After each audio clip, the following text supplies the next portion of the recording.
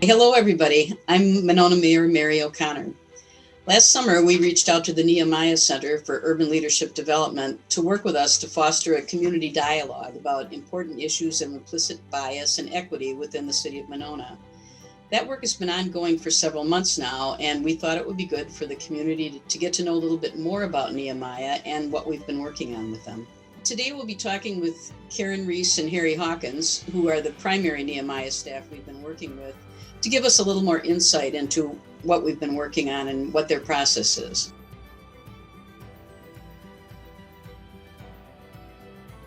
Nehemiah is going to be 29 years old this year, which is amazing as we think about all the years we've been in business in serving the community. And really, we can sum up what Nehemiah does in two areas. So one, for the past 29 years, we started out as a social service agency, and essentially we serve the African American community with direct service programs that are culturally grounded so that we can offer really growth, education, challenges in a way that's meaningful to the African American community. And we do that, we focus on African Americans, not because we don't like other groups, but because African Americans are often the recipients of some of the worst disparities in the nation. And Madison is no different, in some cases worse than the national average in some cases. But we also believe that African Americans need to be leading and at the center of that change if we're going to create lasting change. And undergirding all of that has to be leadership development. So leaders need to be a part of, African American leaders need to be a part of the solutions that are going to be created for the African American community. So we really are preparing people to be their best selves. We're preparing African Americans to be leaders, to be innovative solution bringers. And the other part of our work, more recently in the past 7 years, started with an initiative of Nehemiah, Justified Anger. And this is our systems focus. So while we're preparing, let's say our Justified Anger Leadership Institute prepares Black professionals to navigate a white workspace, we also have efforts to make sure that businesses and the cities and organizations out there are ready to receive Black professionals who are now equipped to be leaders. And so really we focus on some of the underlying causes and root systems that keep some of these disparities going.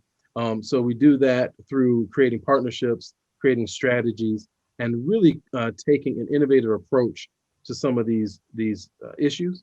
So a lot of times people approach some of these systemic issues as if they were technical problems, right?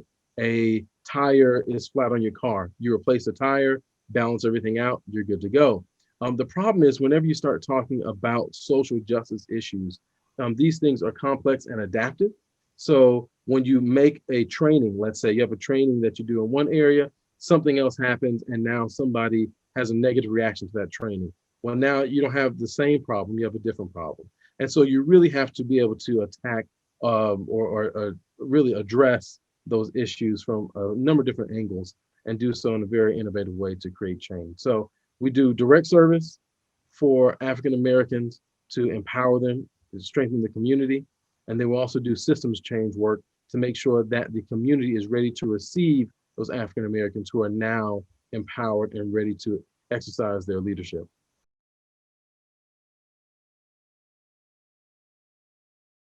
The city started looking around and gathering names and people who had best practices to share. And from a couple of different sources, Nehemiah came up a few different times, or staff came up a few different times from different people. And this was, some of it had to do with our Justified Anger U.S. Black History course, Black History for a New Day. Some of the Monona residents had gone through that course and had what many people call a transformational experience. Some people had heard of us through some of our work with the school system or just other community residents. So there are a number of different places where our names just kind of kept popping up. And so we were asked to come and talk about the possibilities of a partnership. And we went through, listened to what the city was looking for, put together a proposal. We said we believe we can help with some of this, and here's what that will look like. And then we kind of laid out a plan for partnership where we like to think of our partnership in 3-year terms. We only ask for 1-year commitments just because it's very hard to know exactly what you're going to be dealing with in year 2 or 3. But the idea was that this wasn't going to be just a one-time training. The city was committing to a longer term process to really make sure that they were able to address some of these issues.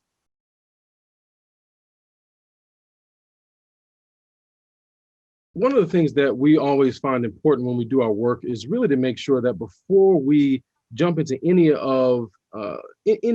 solution, is that we examine our assumptions and that we hear from the people we're trying to serve.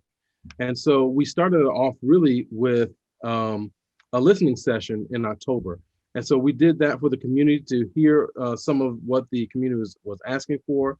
We also did a number of listening sessions and did some interviews with city staff and some other officials in the city to really get a ground, really just a foundation of what the human capital that the city had at its disposal, some of the desires and designs that the city had and the community had for moving forward in their racial equity, and really just finding out, really kind of getting a baseline of where the city of Monona was in this journey, right?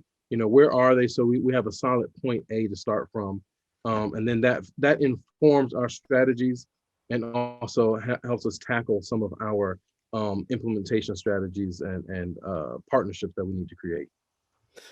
And one of the things that comes into play in these partnerships is education and coaching. So implicit bias, diversity, equity, inclusion, any of the buzzwords you want to put on this conversation are usually things that most of us don't have a lot of time that we've put in talking or thinking about these things, particularly if we're living, in mainstream society and in neighborhoods or cities that are majority white. And so the work that we do, or that we've done with Monona so far, is we've had a cultural engagement session with all of the staff and alders so that we can talk through some of the goals that Monona has for moving forward, look at some of the issues, and then figure out how do we move on from those together. The mayor and the city administrator have also gone through an executive training session with Reverend Dr. Alex G. to just look a little closer at, personally in terms of their roles, what can they do to make changes and really lead these things as they go through the city. So there's really been quite a lot of work that's been going on over the last few months. And I'm really glad we have this opportunity to tell you all about it. One other thing that we have going on is helping with the Police and Fire Commission and GovHR, which is the firm that was hired to help find the new police chief. We worked with them to design the survey that went out to both residents and police officers so that residents and police officers and other police staff could share their thoughts and impressions about what they want to see in a new chief. And then we co-hosted a community listening session with GovHR and the Police and Fire Commission, where residents were able to either appear on that virtual meeting and speak into the process, or they were invited to write in and share their thoughts. Nehemiah is also, as part of our arrangement with the city, looking into enhanced cultural bias training for Monona police officers. And that's something we'll do using our expertise, as well as the talking to the City of Monona Police Department to make sure that we're coming up with solutions that are going to be in line with the department needs and something that will help push things forward towards the city's equity goals. And we also had an opportunity to work with city staff to talk about some of their hiring practices to try and really create a more diverse candidate pool. And so we talked about strategies and opportunities for growth that were really easy to implement, like interview panels, because sometimes African Americans get missed, not because they aren't qualified, but their job title or job description might not really show some of the transferable or translatable skills that they've learned in positions that might not match exactly what the city is posting for. But just thinking through how we can help just make sure that talent doesn't go undiscovered.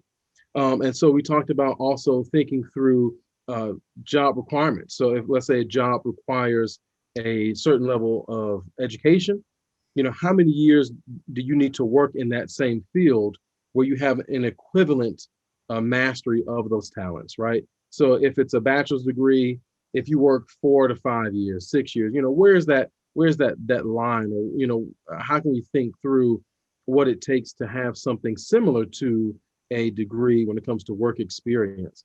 And so we just really kind of help the city begin to think through how it could be more welcoming and how it could look for more diverse candidates. And a lot of these things sometimes feel like a great puzzle, but a lot of it has to do with things that are very simple, that are easy to change.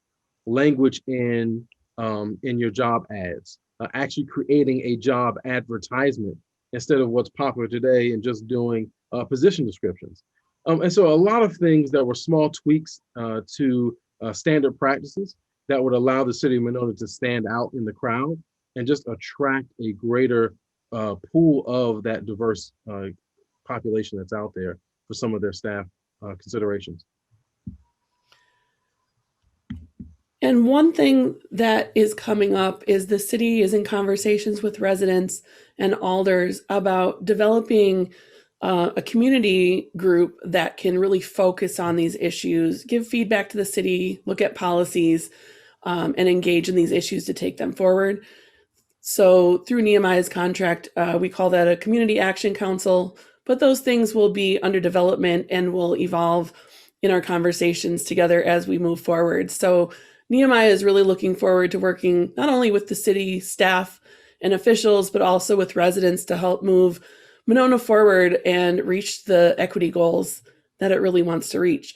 And another thing that's really exciting about this work is that at Nehemiah, we've done this work with a number of different organizations, school districts, corporations, and faith communities. But Monona is our first municipality that we're working with, and we're really excited to find out all the things that that we can learn by working with the city.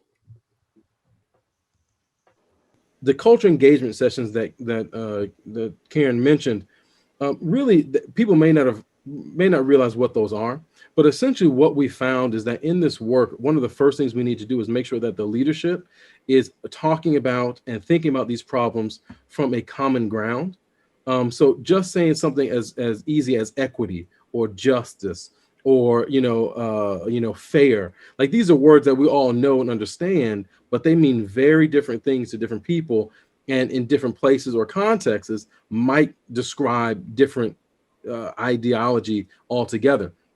And so one of the first things we do is really create a baseline of understanding for the city leadership to make sure that the department heads, the city staff, and that the council are all in agreement when we say equity or when we say justice or when we say whatever term it is, we have an understanding. And also just understanding some of the challenges that we have, because some people really want to be a part of the solution, but maybe they weren't aware that there were cultural differences that kept people from enjoying some of the same things. For instance, one of the things that we've talked about with some of our staff, is and came up in some of our talks, was really kind of the impression of Monona.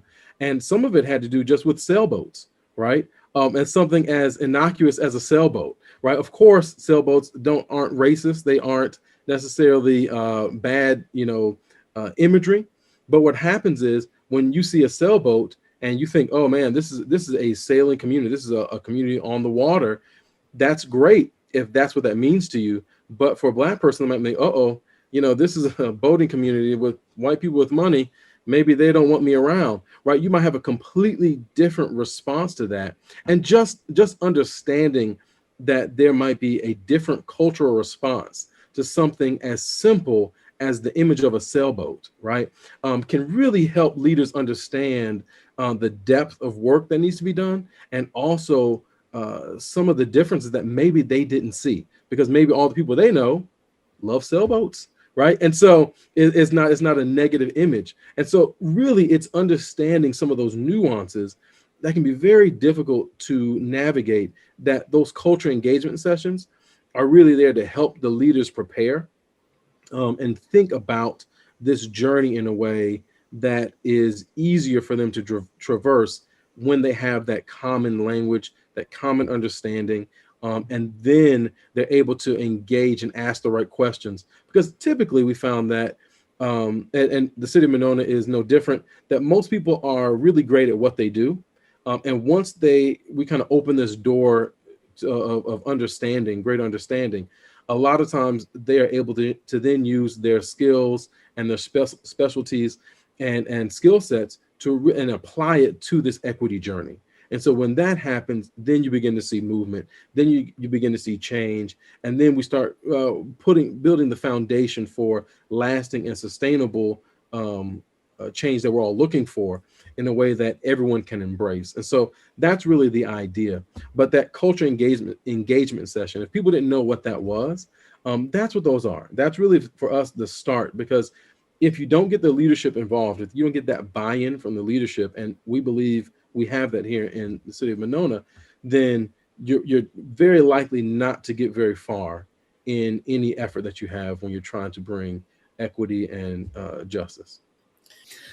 And one of the unique things about how we do this work at Nehemiah is that we don't do your typical slide deck on an implicit bias or just activities on how to have conversations. Those concepts are very important, but we feel they're very important to sort of blend in to the work that we're doing in an ongoing way for a long-lasting effect. So we operate from a framework, and that means that we're also constantly evaluating how we're doing, how people are receiving the work that we're doing. And then that helps us know how quickly or how slowly we're able to move. We don't want to move too fast and then leave some people out of the loop or not understanding.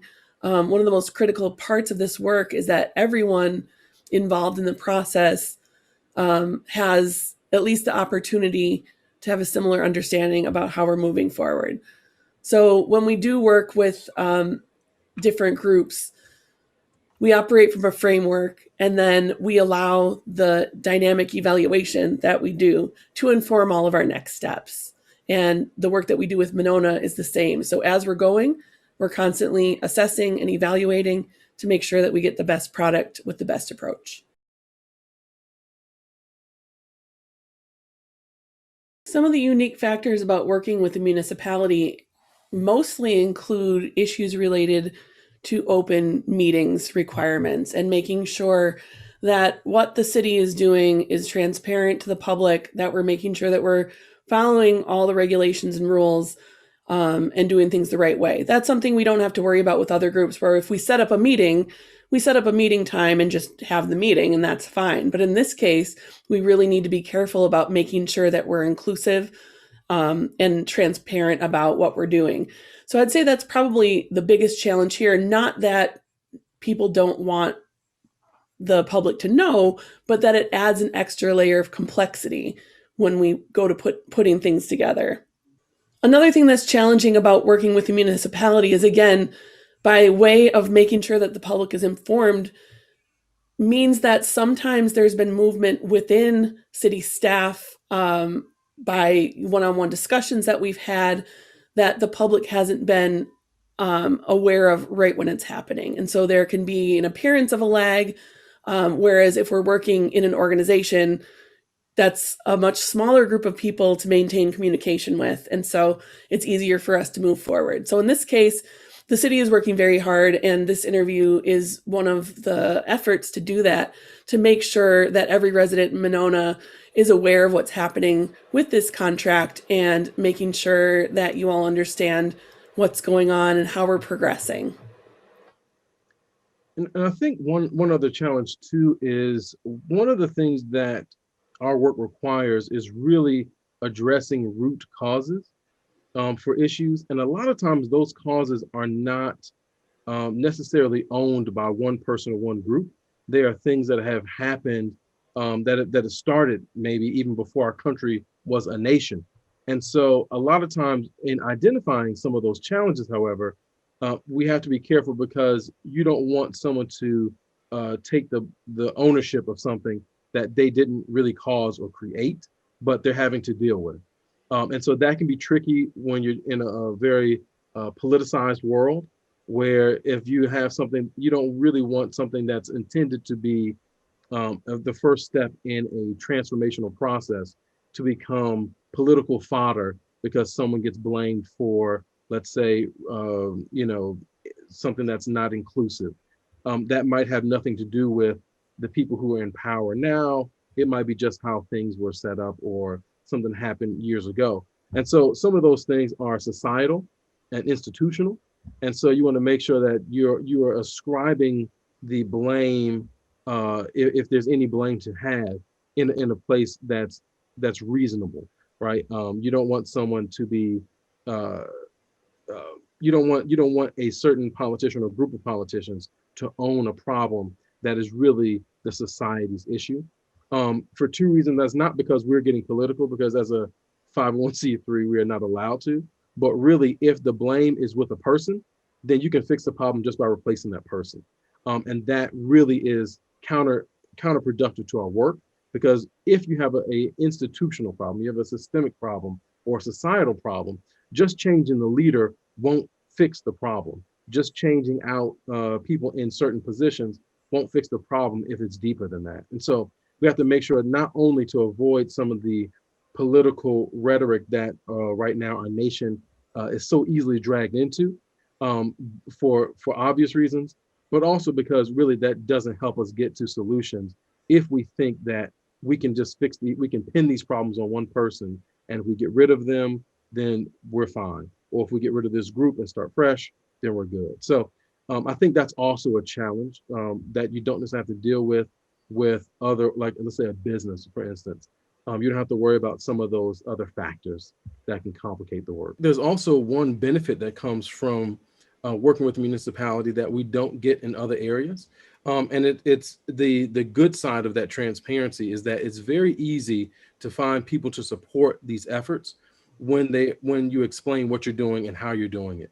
And so that makes it very easy to recruit people into these efforts, because so much of this information is public, and is being done in full view of the community.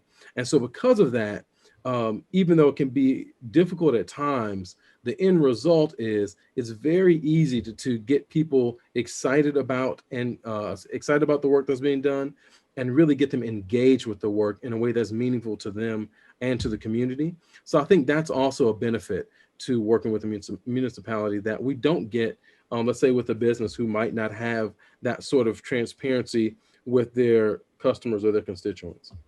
Thanks for meeting with us today to talk about your work with Monona. We look forward to continuing to work with you on these issues in the future. We'll be announcing future community conversations and other events in a variety of ways, including the city's e-newsletter, the website, WVMO, and the Community Herald. So we hope everyone can join us again.